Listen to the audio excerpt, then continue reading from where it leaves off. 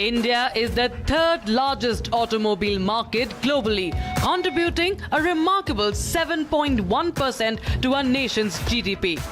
As we navigate the future of the automobile and mobility industry, let us deep dive into discussions on electric vehicles, passenger and commercial vehicles, ancillaries and the topic of our new panel is ancillaries and infrastructure, where we will talk about how robust infrastructure and innovative ancillary services are critical for a sustainable future in mobility, especially when it comes to electric vehicles. So I have with me today on the roundtable Vaibhav Kaushik, who's the co-founder and CEO of Naugati.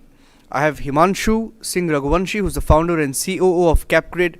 I have Venkata Saivi Reddy, co-founder of Lion Charge, and Pranay Kumar, Executive Director at REPL. So let me start with you, Pranay. Because you look at town planning, infrastructure, where do you think India stands vis-a-vis EV infrastructure? Are we ready? How ready are we? See, we have as on date over 12,000 odd charging facilities, and we need 30 lakhs. 12,000 and we need 30 lakhs. Yes. Now, how to reach it? That too, we want to do it in very fast time. So there lies the gap. Right. In terms of ramping up, yes, over 100% growth is there year on year, which is expected to further go up because EV adoption is pretty fast in country. Newer cities which are going to be planned now, very less number of cities have come in India after independence. Now newer cities are being launched. Those will be planned with these infrastructure. However, the existing infrastructure will have to do retrofitting because neither the grids have been designed nor the cable structures are like that. So there is definitely a gap. Right. The numbers, I mean, let me start with your numbers and Saivi, you can take it. 12,000, but you need 30 lakhs. And Pranay talks about new cities. And you know how long new cities are going to take, right? We don't have time.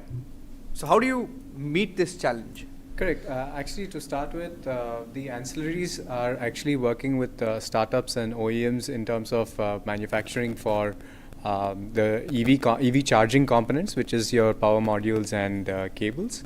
Second, there is also the PLI scheme from the government, which helps in the manufacturing sector, and this helps reduce the costs of EVs by up to 25%. So the cost of ownership goes down, increasing the EV adoption, helping increase the EV adoption.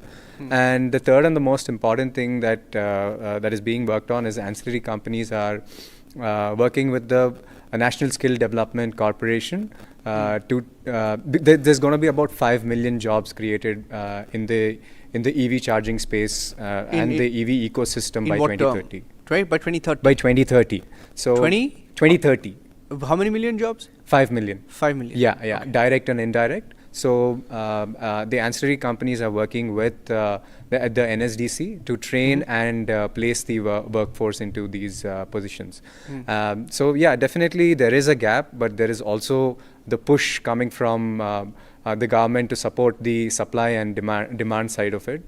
Right. And there's also now people realize that it is not just EVs being cost efficient, but also a practical way to charge their EVs, right? So they'd like to charge wherever they are, and definitely also use the public charging infrastructure. So it's all about how ready the property is. When I say property, the house or the office, how EV ready is the property. It totally boils down to that. Okay. Himanshu, when you speak of India as a market, right, we have a unique problem. I don't know whether it's a problem. It's a good thing, maybe. In the previous panel, we spoke of some bright spots for India, that the best interest that people are showing are from 2-tier, 3-tier, 4-tier cities towards EV, especially in the 2-wheeler, 3-wheeler segments, right? Absolutely. Now, it's a good problem to have. Now, but we also have a complex problem because when you look at the infrastructure, the charging points, right? Now, this is the first question that comes to your mind, right? and whoever has a four-wheeler likes to drive, of course, unless it is within the city. So, what are the gaps that we face right now in terms of charging infrastructure? Sure. So let's look at the lay of the land for a moment. Like in the entire EV ecosystem, I mean, I know I may not sound too profound when I say there is a V in EV, which is the vehicle itself. Correct. But the surrounding infrastructure, when we talk about it from the back stream and the front stream point of view, we've like to your question of the front end side of the infrastructure, I think there are various gaps in terms of, I'll give you an interesting statistic, like there are 27 cars per 1,000 people in India, right? If we compare it to US, they have 975 cars per 1,000 people. The infrastructure gaps that we're talking about is in terms of the EV market share within those 27 cars per 1,000 people. But I think we should look at it holistically because this number is also going to increase. Even if it becomes 100 cars per 1,000 people, and broaden the spectrum of just infrastructure, right? There are 100 plus EV cars in India at this moment with just one charging point. If we compare it to some Nordic countries or even US, this isn't like low double digits, right? 10 to 15 cars per charging station, right? The first thing is that India's baseline is very low. If you talk about the adoption, it primarily comes from the two-wheeler industry, the three-wheeler industry, or the electric buses. But cars, we have a long way to go. The number that I think one of my co-panelists was also pointing towards was 30 lakhs, right? If the drive is coming from the tier 2, tier 3 cities, do the users get that confidence of taking their electric car from a two-wheeler to a tier 1 city? I'm not sure that is the confidence that at least I have at this moment. But it has to be tied with the other infrastructure capex projects that the government is driving. Like retrofitting can go on, we cannot go in the past and change it. But at least whatever is being built, and even from the capex or infrastructure point of view, we have a long way to go, forget EVs for now. So it needs to be tied up with all the investments that are happening in the highways, the expressways, and the cities being built, or the IT parks being built. So I think EV needs to be the core attachment to every infrastructure investment that the government or the private sector is doing, or in terms of the PPP model. If it is at the core, then I think things would improve.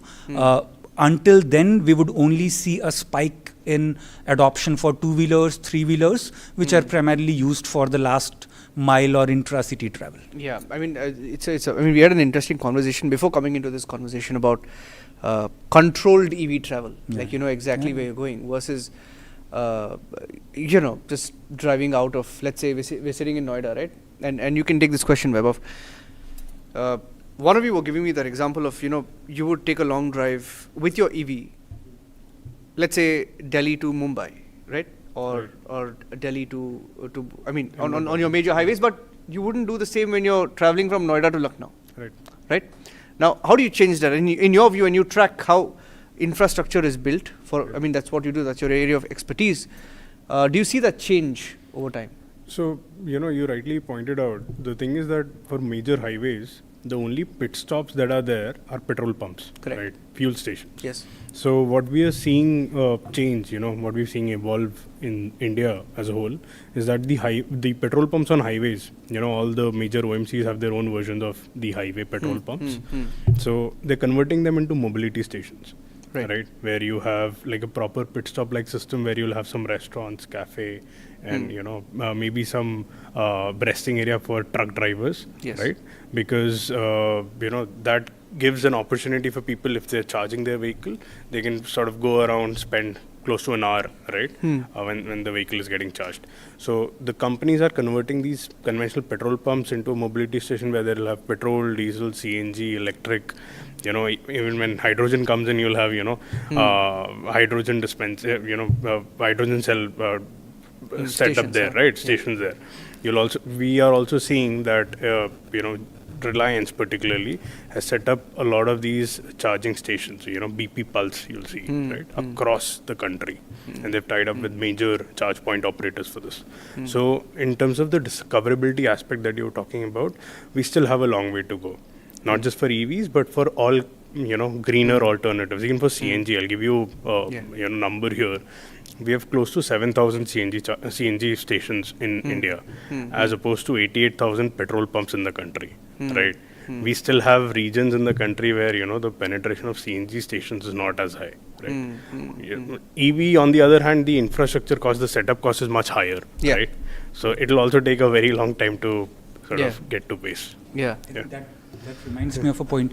I think Ford, which is one of the oldest automotive companies, has stopped calling itself an automotive company. It calls itself a mobility solutions provider.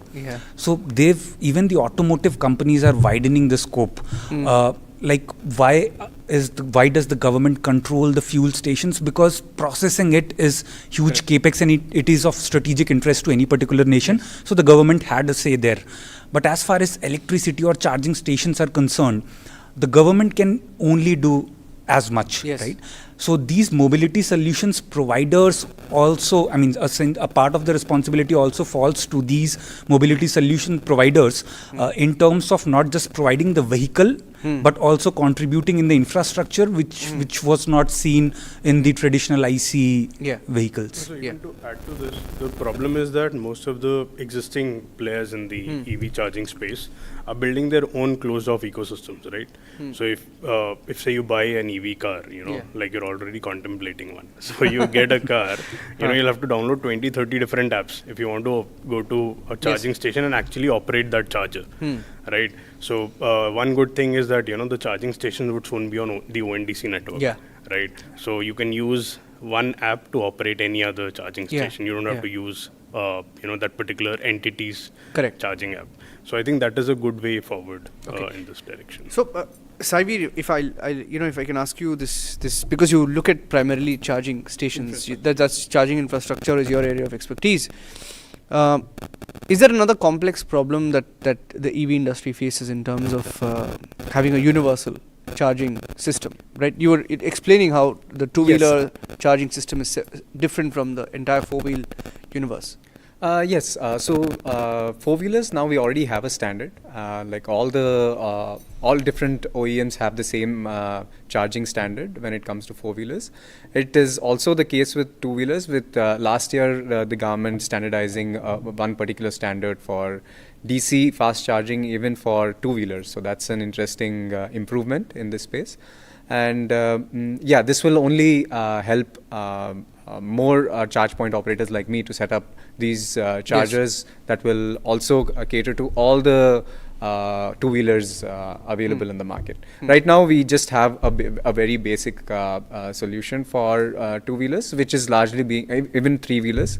The same thing can also be used for four-wheelers, but again, it will take good 24 hours for a four-wheeler to charge with that sort of a system. This is an interesting development that was done last year. On the ancillaries front, Pranay, we know how critical ancillaries are to the development of the EV infrastructure ecosystem, right? So where is India placed, and what are the challenges that you see from a planning perspective? Ancillaries, EV, if you talk about that value chain entire, there are certain pockets in country where you find that entire automobile system is growing, developing. If you see, there is Chennai, that region, here in Gurgaon region, Pune region, or Jamshedpur region, there are the areas where you find that automobile company and the ancillaries, they are developing. But EVs are not being produced all where. They are at fixed locations, and ancillaries are in the surrounding only, it is developing. Right. And I think you can add more on it. Himanshu. If we have to draw an analogy from the IC vehicles, right? Most of the automotive players, one of the automotive players globally used to own the land initially when the automotive industry started. Cultivate rubber, make parts from those rubbers, including tires, design the cars, own the land, cultivate rubber, then make the parts, then make the final vehicle and sell it. So they own the entire value chain, right? Now, 20, 30 years later, they realized that ancillaries can do this job a lot better. I am in the business of designing a vehicle, doing the R&D and innovating on the vehicles, right?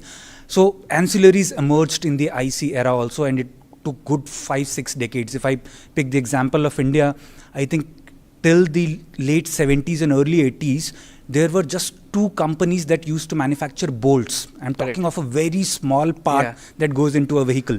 But it all changed as soon as the liberalization happened. A lot of brands came in. It scaled up as well.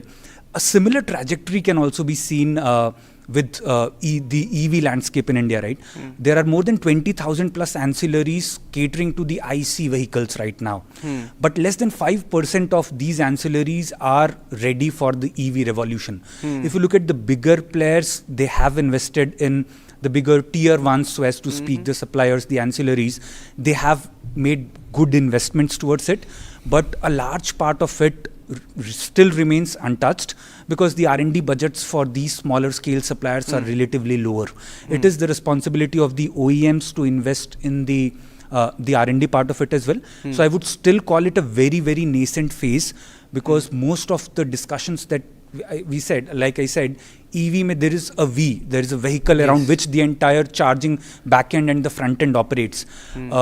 Even if you focus on the vehicle, the R&D part of it, the innovation part of it, the front end in terms of the charging infrastructure, the longest time that it is going to take is to build the back end infrastructure, which is the ancillaries, right? Having said that, in the last couple of years, because of the FAME and the recent PM e-Drive initiative, that is promoting localization. The PLI scheme that is offering a lot of subsidies and incentives to these ancillaries and manufacturers, they are still coming up, but I think it's still, I think, in terms of the import localization or the dependency on the domestic ancillaries, we are still at least a decade away from reaching that stage. If you look at the IC vehicles, we've attained 90% localization in the tractor industry, in the agricultural equipment industry. In a two-wheeler, 90% of the components are manufactured domestically. Correct. Even after like 6-7 decades.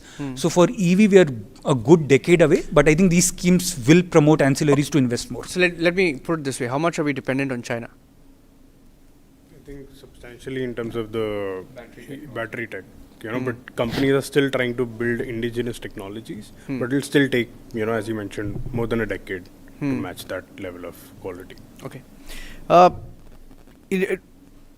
Why is there a disparity? I mean, we were discussing it, a disparity between the infra in, let's say, you're from AP Telangana region, right? You operate mostly there, and then in Maharashtra. And then do you see that southern western regions are more adaptable, ready for EV compared to the rest? Do you see that as is that perception for real?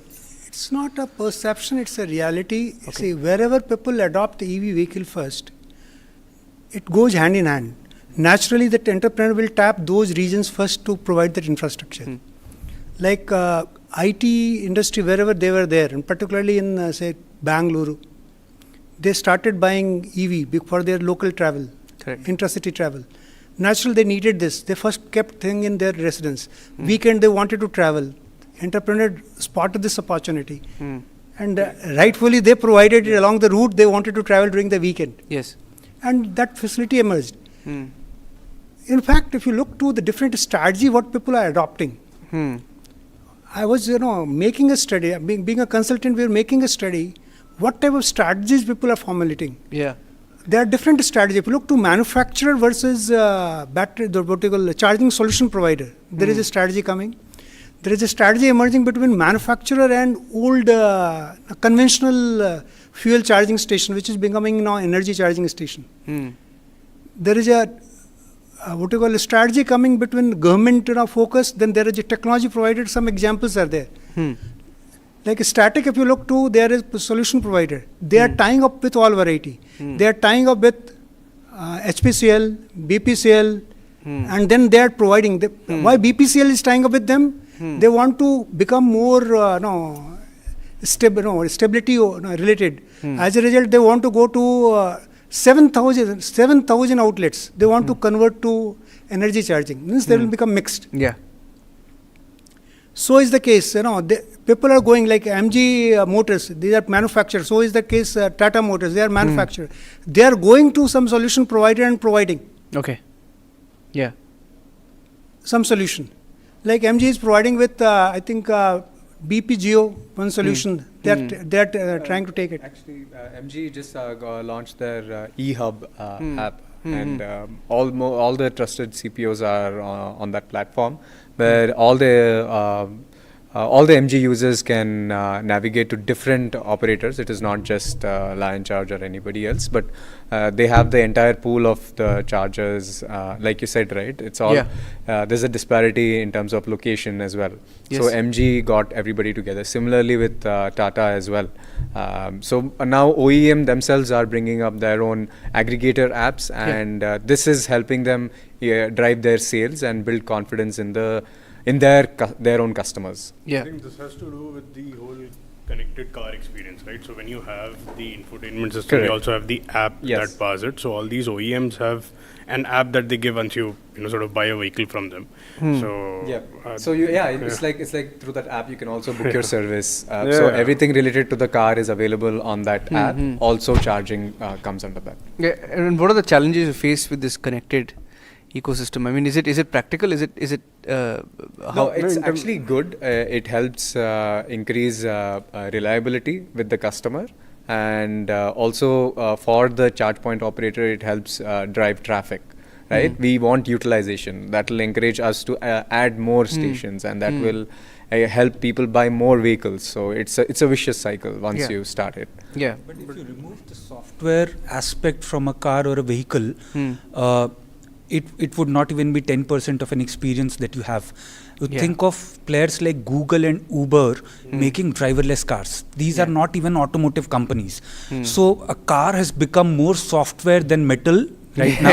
And if you remove this connected experience, I don't think the experience right now of owning or driving a car would be even 10% of what we experience right now.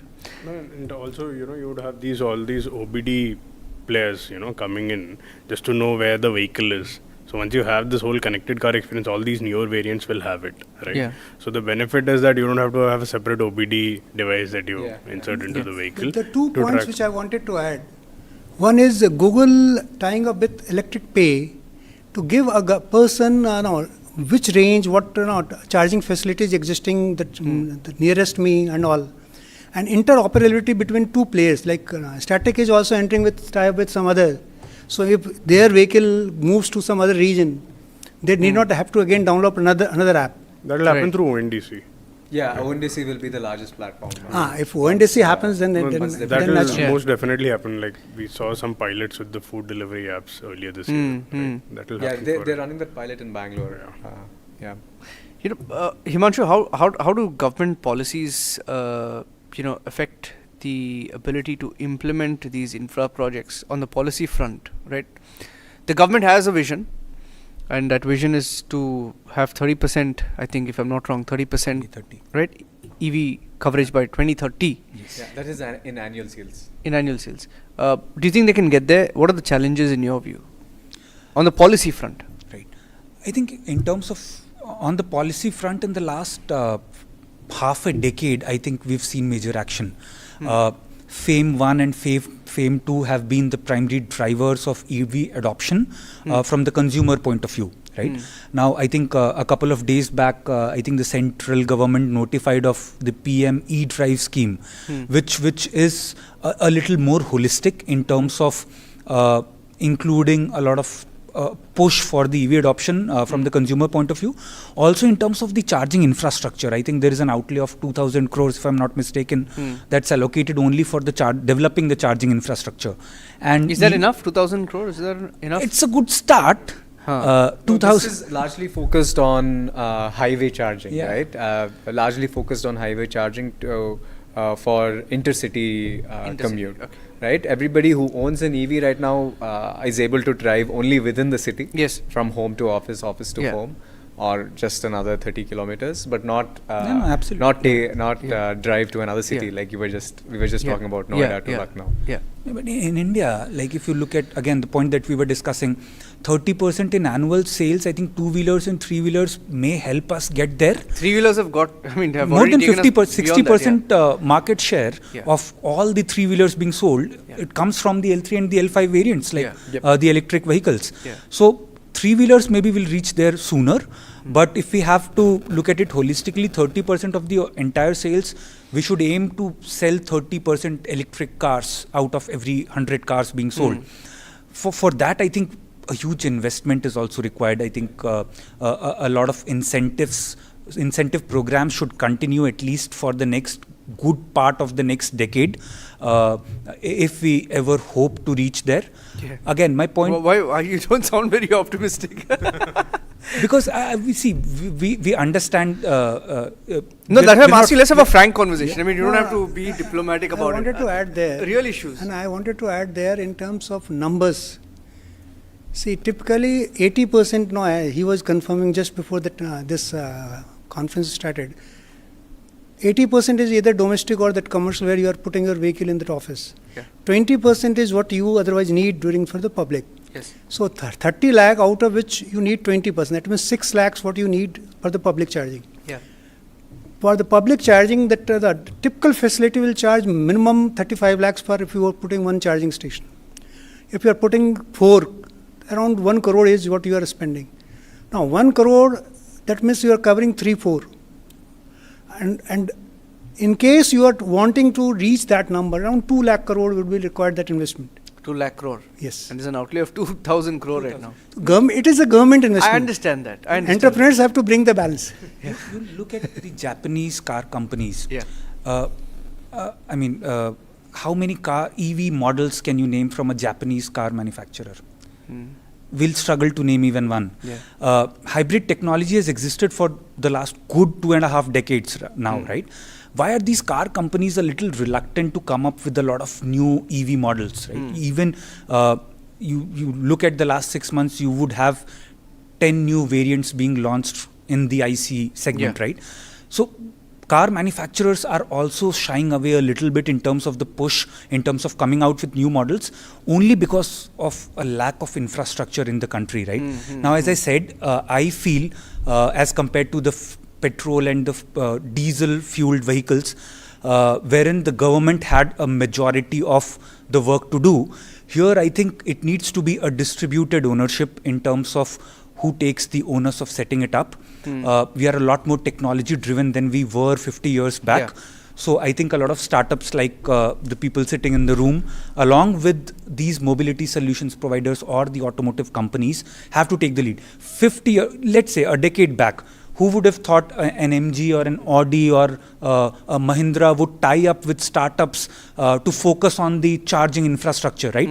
Because in IC, everybody looked up to the government. The government would have the likes of BPCL, HPCL set up fuel station. Here, the car companies are also taking ownership. So I think that distributed ownership is required in the form of subsidies, in the form of legislations also, because you're not just selling an electric vehicle. In order to sell more, what infrastructure do you need? The car company should also look at it and invest along with the government. But are Indian EV startups equipped to push in that amount of capital on the charging Not right infrastructure? It's all about innovation, right? Definitely, people are ready to invest in this space, right? This is only a growing market and at a very fast rate, right? It's all about innovation, right? What problem you're solving and how quickly you're able to address. Are there any regulatory hurdles No, actually, to start off, especially the EV charging part is a delicensed business, right? So that gave a lot of push to many operators to come into the picture, right? The most important thing is also it's not about just picking up capital and setting up infrastructure, but also ensuring that they are running, right? They're in operational condition. That is the most important thing that is required. And whatever innovation that can be done in that space, making use of IoT devices or ensuring there's enough surveillance around the charger as well, because there's a lot of vandalization also that happens in a public domain space. But that's not the case with charging within the society or in your office, right? Yes. So these are more safer places to charge while you're working. Yes. That's one of the reasons why they don't allow outsiders also to come inside and charge, citing security. Even in case of a public charging setup, we'll have to focus on both the O&M part of it and even the utilization aspect. Because you're mentioning that the auto manufacturers, OEMs are not really coming up with new models. We were discussing. Is there any challenge that you face in scaling up, especially on the charging front? Yeah, I have got one thought on it. One area which has been overlooked is when you start charging, it starts drawing electricity. When you start charging a large number, naturally if you know that back EMF comes, that level of grid pressure has not yet faced. India has not seen that type of how to manage the grid like that. Smart grid has to be developed, and that development is still pending. In case today, if you give 20% charging facility in a society, society and the entire background grid has not been developed like this. If 20% people start charging together, Then how will that grid behave? People have not worked out on it. It may collapse. To add to that, actually, in fact, counter to that, now you have smart systems, right? When we know like 20 cars are trying to charge, like you said, right? The apartment is not ready. The apartment is not ready. But with smart load management, your system identifies that, okay, now all 20 cars are trying to charge, but we don't have that load. So it automatically underpowers these chargers. But at the same time, dependency on the grid is very much there, right? Only technology is but that what helping. you are talking about is possible within a society. Yeah, I'm talking about in a region. correct. I'm only talking about a microgrid. Because dynamic load balancing and those things do come in play, and a smart grid has to be handled. Otherwise, there is a possibility of suddenly people finding not able to charge. Yeah, and Himanshu, I mean, because you work with a lot of these OEMs, right, and different stakeholders, how do you see all of them collaborate? Of course, you are part of a platform that helps people link to each other and collaborate. But how do you see in the EV segment stakeholders coming together, strengthen the ancillaries and the infra ecosystem further? Sure. I think, like I said, the pressure is truly coming from the likes of Google and Uber. They are not automotive companies, but they're technology companies, and they're pushing the automotive companies. What that tells us is the true USP of an automotive OEM is not manufacturing, right? Its true USP is R&D, designing and innovation. That is the true USP, and that is what they're good at. What differentiates a Honda and a Volkswagen? It's all, the parts are virtually the same, right, in terms of the nomenclature. It's the design, the R&D. Now, auto ancillaries are manufacturing experts. Their USP is manufacturing. And that is where companies like us also play in, not just in terms of taking complete ownership of the supply chain and manufacturing, but also in terms of the value addition to the auto ancillaries. Like I said, of course, if you look at the automotive OEMs, you have like good R&D teams, big budgets. But if you look at the auto ancillaries, the R&D spending is pretty low, right? So there is a room for players like us, like CapGrid and certain other players, for value engineering, working with auto ancillaries and OEMs, and adding value, creating value for the auto OEMs, working with auto ancillaries, right? I'll give you a very small example. Like I think the government, under phased manufacturing scheme, mandated, I think, a certain percentage of localization in the EV chargers. I was surprised. A small screw was being sourced from China. Oh my God! Even a small screw that we had to like develop or localize in India. We were working with a charger manufacturer, and you would be surprised again that the design the Chinese component had was pretty much cannot be manufactured in India unless a huge investment was made for a very small screw. So we created a particular design, gave it to the auto ancillary, got it developed, and then standardized it across a couple of other players too. So I think the auto ancillaries are willing to walk that extra mile. It's just that the hand-holding or the R&D or the know-hows need to be transferred. So OEMs, players like us, have a larger responsibility for bringing the ancillaries to that level. Like I said, there were only 2 bolt manufacturers till the 1980s. Right. Once India saw that scale, automotive OEMs like the likes of Maruti, Tata Motors worked a lot, Ashok Leyland worked a lot with these auto ancillaries, made investments to bring them to that level, right?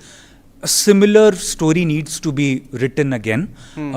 If we have to reach there in a decade's time and not take 2 or 3 decades. So a lot of hand-holding investment in terms of R&D and value addition needs to be done at the ancillary level. Ancillary level. Yes. Okay. At the end of this, I'll give you 30 seconds each. If you can just, from a policy perspective or a government initiative perspective, if you think something is going to be a game changer, I'd like to hear from you. The new PM eDrive scheme, which has just been rolled out, is really good for the EV ecosystem as a whole, supporting both the supply side and the demand side of it, and especially even the focus on establishing the charging infrastructure, largely focused on intercity commute and powering buses, heavy vehicles. So they're looking to set up these, in a PPP model, looking to set it up. I know you're happy, but you want something more. Is what was my question. No, actually, we take baby steps, right? Okay. That's how it starts. No, but I'm asking you for a game changer. What do you, if I had to ask you, is there a game changer that you are looking for? I really think we need more. We need to add more chargers, right? That push is coming from the government, and now looking at the investment that the government is making, there'll be private entities also willing to jump in and set up more. So this is just a catalyst. Okay, Pranay. Government has done enough in terms of providing incentive to manufacture more. In charging space, that support is required, and as I told you, on the area where individuals can't do it, it has to be done at the grid level. That effort is required. And also on terms of compliance side, where like 20% charging facility, what they are talking about, it has to be enforced. It has to be enforced. Because while it is there on paper, but at times we find that people are not really adhering to it. And then creating awareness. Government has done so through universities and colleges. But you know that EV, while we talk and sit and talk about it in NCR region, but tier 2, tier 3 cities and others, still there is lots of gaps in understanding how this entire ecosystem operates. Himanshu? I think we need to go top down here. If we aim to have 30% of EV market share by 2030, we need to focus both on the supply side and the demand side. If our policies are designed to push just the demand, the supply will suffer, and I think it would the affordability part of it would go out of the window. So I think a lot of investment, while a lot of investment has been made on the demand side to push the demand side, I don't see a lot of investments apart from the PLI scheme to bring the tier 2, the smaller ancillaries, to encourage them more to participate in this EV revolution. So I think that is one thing that I would want to see a lot more in the next 5-6 years by 2030, while we continue to push on the demand side of things. Okay. Vaibhav? So, I can only talk about the fuel discovery aspect here. Go on. So, the point is that in terms of the ONDC step, having all the charge point operators ensure that, the charging points are listed on the ONDC network. Small pilots are being done, but I would love to see it happen more aggressively across the country. But why is it in a country like ours, which has the technology know-how, the talent, the mind, the brains, why can't we push this platform? I mean, why is it taking so long? Takes time, you have to convince everyone, like even for the initial pilots that happened for the food delivery apps, not a lot of them participate. Is there a resistance? It depends from a CPO to CPO on how they view it. And some CPOs actually look at it from the perspective of driving utilization. Right, that is more important, no matter from where it is coming. Right, from my app or the other app, for me, I am more focused on keeping my charger warmed up. I think marketing, people would want the and loyalty promotion aspect, right? Got it. They would want that my users stick to my network. Platform. Yeah. But I think standardization does take time. Of course. Earlier, if you look at all the automotive manufacturers, they would manufacture everything in-house. So they would be making the same part, but 10 manufacturers would have 10 different setups for doing it. Eventually, they realized one auto supplier can supply the same part to all the 10 manufacturers, right? Yeah. So that standardization does take time. In a nascent industry like the EV industry, I think people will try to experiment and find their own course until things channel down to and narrow down towards one approach. So I think that would take time, but that would be quicker than a lot of other things that we anticipate. Considering that, it is all, a lot of people are there in the sector because it is not a licensed business. It will be very difficult to have everyone come on the same table. It's all about, like I said, right, keeping the chargers operational as well. That is also an important aspect. Very interesting conversation. I mean, I've learned so much from this conversation. Thank you for being a part of it. Savir, Pranay, Himanshu and Vaibhav, thank you for being with us. All of you for joining us today, and of course the insightful discussions that we've had. In fact, Republic Digital Roundtable, Mobility Revolution, pioneering the next auto era, has brought together brilliant minds and passionate voices, creating a collective vision for the future of India's automotive landscape.